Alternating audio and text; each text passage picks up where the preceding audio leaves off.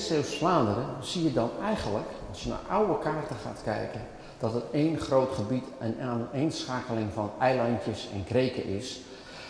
Maar waterdunne. Een plan dat aan de kust ligt, waarbij het zoutwater inwaarts komt. Waar natuur en productie samenkomen. Dat is duurzame ontwikkeling.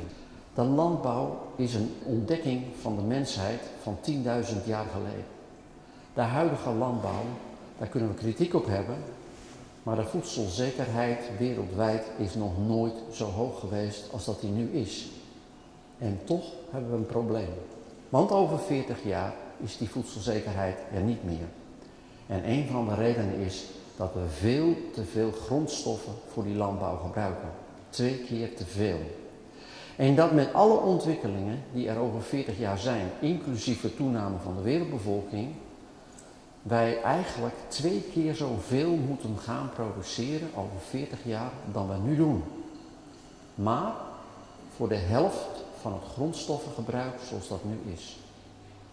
Eén van de problemen is fosfaat.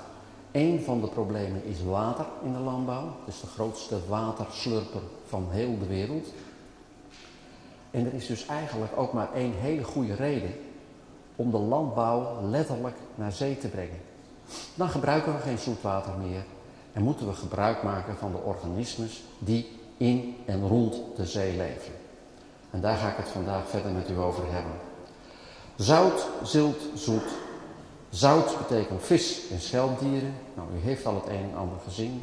Er zijn belangrijke ontwikkelingen op het gebied van tong in Zeeland. De zilt, Zeeuwse groentes. En uiteindelijk ook nieuwe producten op basis van planten die onder zoute omstandigheden groeien. De grootste delta van de West-Atlantische kust in Nederland is de Zeeuwse delta. Hier komen 3 belangrijke rivieren bij elkaar. Dit is de etalage van Nederland waar het gaat om nieuwe landbouwtechnieken. Er zijn in Nederland al verschillende plekken waar wij landinwaarts gerichte kustverdediging doen. In Noord-Holland zie je dat op Texel. Op Noord-Holland zie je dat bij de Pettense, de Hondsbosse zeewering. Daar heeft men zo'n inham gemaakt. En nu dan hier in West-Zeeuws-Vlaanderen bij waterdunne. Is dat bedreigend? Nee. Het betekent alleen maar dat je het water meer de ruimte geeft.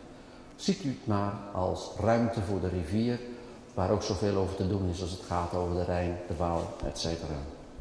Dit gewas, dit bruinbier, is het enige gewas dat zonder kas of allerlei toestanden buiten in de winter van een plantje van 1 centimeter tot een kelp, zoals we dat dan noemen, van 2 meter over de winter heen groeit. Dat is heel bijzonder. En dat betekent dat die zeewieren straks ook nog eens de meest efficiënte akkerbouwgewassen ter wereld gaan worden.